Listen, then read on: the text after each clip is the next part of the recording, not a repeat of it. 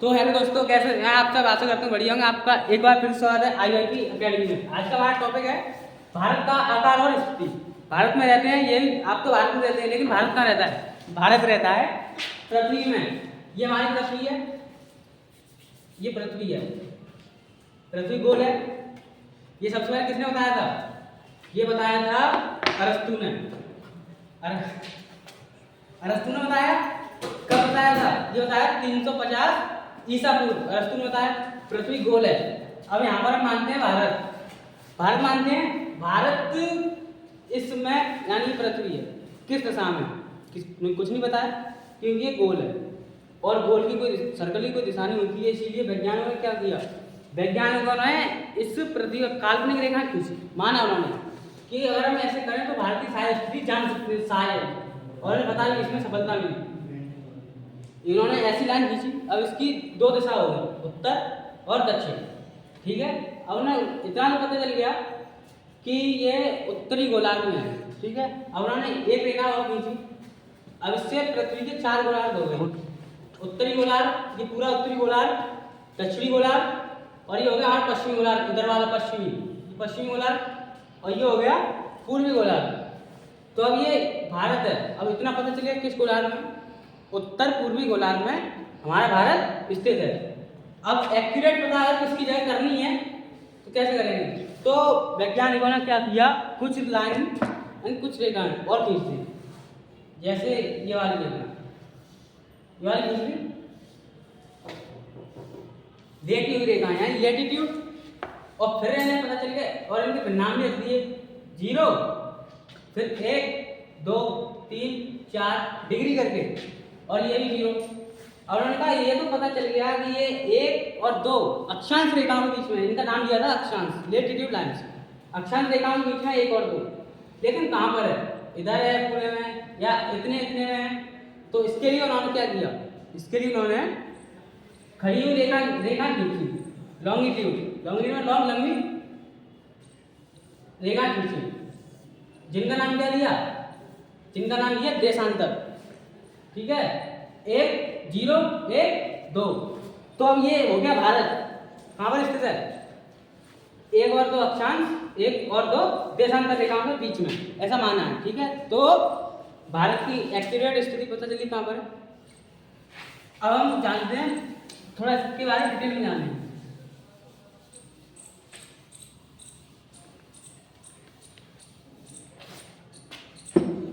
देखिए, मान लीजिए हमारा इंडिया है, भारत, ये भारत है। इसकी 4 दिशाएं, उत्तर यानी नॉर्थ, साउथ, वेस्ट, ईस्ट। उत्तर, दक्षिण, पूरब, पश्चिम, 4 दिशाएं होंगी। अब जो भारत है इसकी अक्षांश रेखाएं और देशांतर रेखा किन अक्षांश में, किन देशांतर रेखाओं में, ये हम पता करेंगे।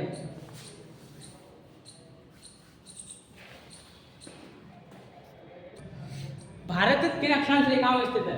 भारत अक्षांश रेखाओं पहले आएंगे उत्तर, ये भी लिखते हैं 33 डिग्री 6 मिनट उत्तर से। यहाँ पर अब यहाँ पर आएंगे 8 डिग्री 4 मिनट, 8 डिग्री 4 मिनट उत्तर से 37 डिग्री 6 मिनट उत्तर अक्षांश में हमारा भारत स्थित है। अब देशांतर भी है, देशांतर में भी तो ऐसे कितनी देशांतर है?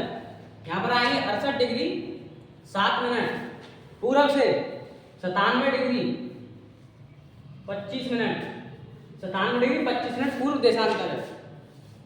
अब आप एक सोच रहे होंगे कि ये दक्षिण में लिखा है, फिर भी इसे हम उत्तर क्यों बोलते हैं? क्योंकि हमारा जो भारत है, संपूर्ण भारत, वो उत्तरी गोलार्ध में है और पूर्वी गोलार्ध में है। इसलिए यहाँ पर हमने पूर्व बोला और यहाँ पर उत्तर बोला, उत्तरी पूर्वी गोलार्ध में।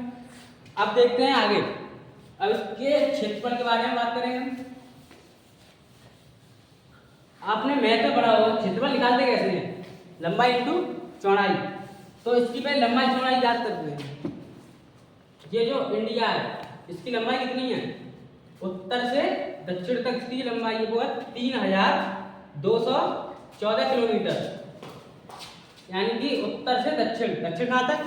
उत्तर है हिमालय से कन्याकुमारी तक 3214 किलोमीटर इसकी लंबाई है। और और इसकी चौड़ाई है वो पश्चिम में गुजरात से लेकर पूरब में अरुणाचल प्रदेश तक है 2933 किलोमीटर। अब अगर हम इसका मल्टीप्लाई करेंगे तो कितना आएगा 32,87,263 वर्ग किलोमीटर, यानी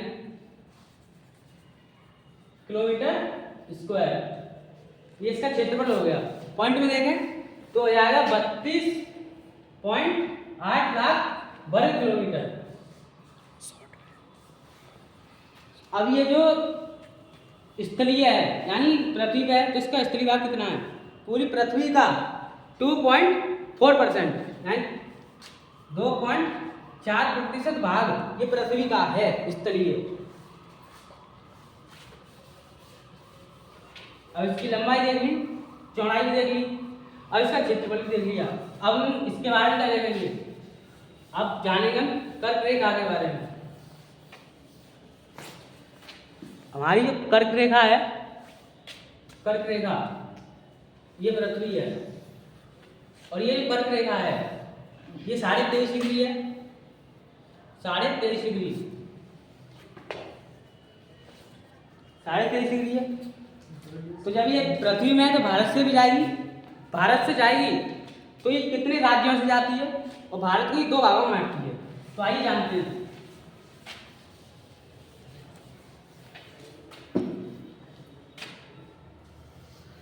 ये रहा इंडिया, भारत। अब यहां से आती है कर्क रेखा, कर्क रेखा 23.5 डिग्री से जाती है, यानी 23.5 डिग्री पे क्या है कर्क रेखा।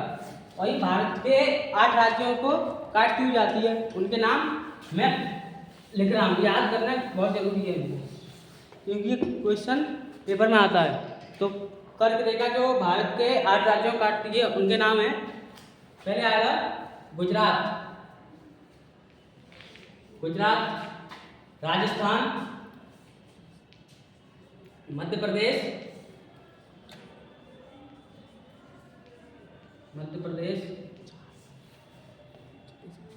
छत्तीसगढ़, झारखंड, पश्चिम बंगाल यानी कि वेस्ट बंगाल, पश्चिम बंगाल, त्रिपुरा। ये कितने हो गए, गुजरात, राजस्थान, मध्य प्रदेश, छत्तीसगढ़, झारखंड, पश्चिम बंगाल, त्रिपुरा और मिजोरम। ये हो गया 8 राज्य। त्रिपुरा, मिजोरम, ये हो गए आज कितने 8 राज्य हो गए। काम कर सकते हैं गुजरात, राजस्थान, मध्य प्रदेश, छत्तीसगढ़, झारखंड, पश्चिम बंगाल, त्रिपुरा और मिजोरम। कर्क रेखा इन्हीं 8 राज्यों को काटती हुई जाती है और इससे भारत क्या होता है 2 भागों में डिवाइड होता है। ठीक है, अब आएंगे हम मानक याम उत्तर। ये क्या है मानक? मानक का मतलब क्या होता है, किसी को कुछ तय करना हो उसे मानक मानते हैं। तो जो मानक याम उत्तर रेखा है कि हमारी यूपी में जो इलाहाबाद में एक शहर, इलाहाबाद के एक मिर्जापुर से गुजरती है, मिर्जापुर से जो मानक याम उत्तर है वो गुजरती है। तो ये कितनी डिग्री पर है मानक याम उत्तर? ये है 82.5 डिग्री पर, 82.5 डिग्री। आपको यही पता होगा 82.5 डिग्री में इससे एक चीज और जुड़ी हुई है, क्या कि 82.5 डिग्री से भारत का समय चलता है। 82.5 डिग्री से भारत का समय चलता है। अब जो समय के बारे में वो इसके सेकंड पार्ट में बताएंगे। अभी के लिए अभी थोड़ा इसमें डिटेल में जाना पड़ेगा, इसलिए सेकंड पार्ट में बताएंगे। अभी इतना जान लो कि 82.5 डिग्री से भारत का समय चलता है। ठीक है, अब तो देखिए जो मानक याम उत्तर है वो गुजरती तो है, गुजरती है देख कितने राज्यों से, वो गुजरती है हमारे भारत के 5 राज्यों से, जिसमें अगर उत्तर से देखें तो टॉप लिस्ट में आएगा हमारा यूपी। यूपी सबसे आगे, सब चीज में किसी भी चीज में पीछे नहीं है। सबसे पीछे आएगा, सबसे पहले आएगा यूपी, एमपी यानी मध्य प्रदेश, उसके बाद आएगा छत्तीसगढ़, छत्तीसगढ़, फिर उसके बाद उड़ीसा, फिर आंध्र प्रदेश यानी एपी। ये 5 राज्यों से माना कि उत्तर गुजरती है और फिर नेपाल से होती गुजर जाती है। ठीक है।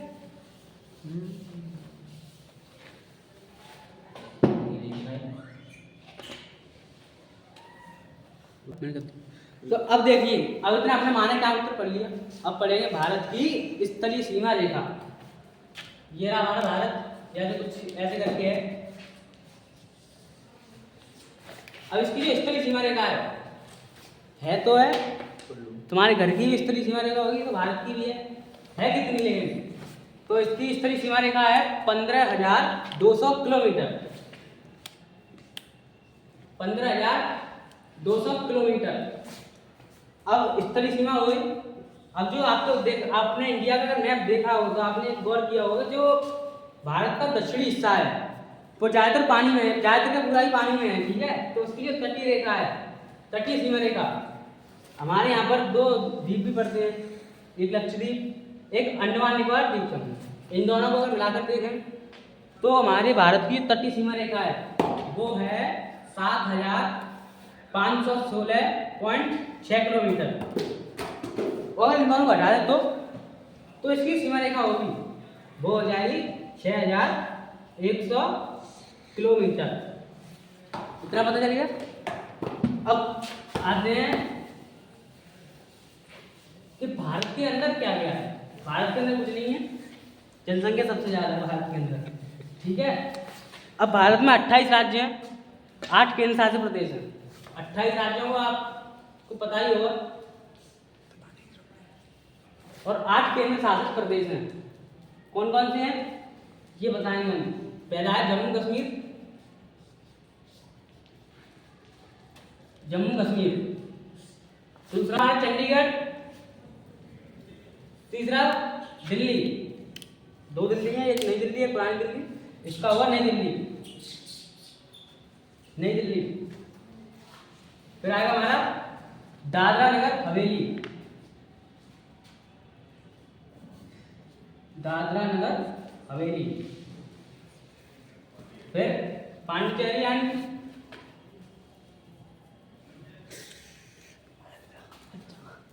पांडिचेरी, लक्षद्वीप,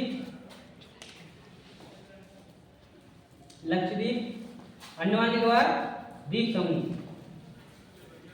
अंडमान निकोबार द्वीप समूह। शॉर्ट में लिख दिया है, समझ जाना। ठीक है। अब कितने हो गए?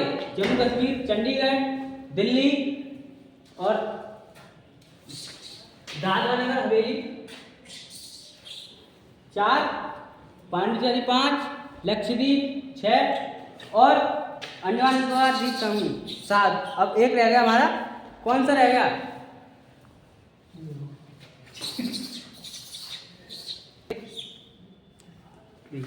अभी मैंने बता, रह गया कौन सा रह गया? लद्दाख, जो इसी के क्षेत्र में पड़ता है, और वही हमने लिखा है लद्दाख। लेकिन इसमें एक बात चल रही है कि जम्मू कश्मीर है उसको राज्य का दर्जा मिलने वाला है, ऐसी चर्चा चल रही है, शायद पता नहीं मिलेगा नहीं, लगता ही नहीं। ठीक है। तो 8 केंद्र शासित प्रदेश आपको पता है कौन कौन से, एक बार फिर से बता रहा हूँ, क्लियर हो जाएगा। जम्मू कश्मीर,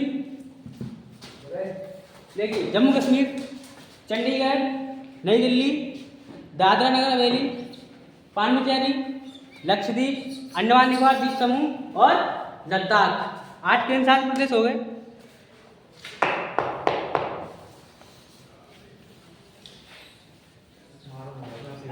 तो आज के लिए इतना ही। अगले नेक्स्ट पार्ट में हम आपको बताएंगे कि जो भारत का समय है वो कैसे निकाला जाता है। तो इसके लिए ये बहुत ही रोचक वीडियो होगा, और आपको इसके लिए नेक्स्ट वीडियो के लिए मैं सब्सक्राइब करना।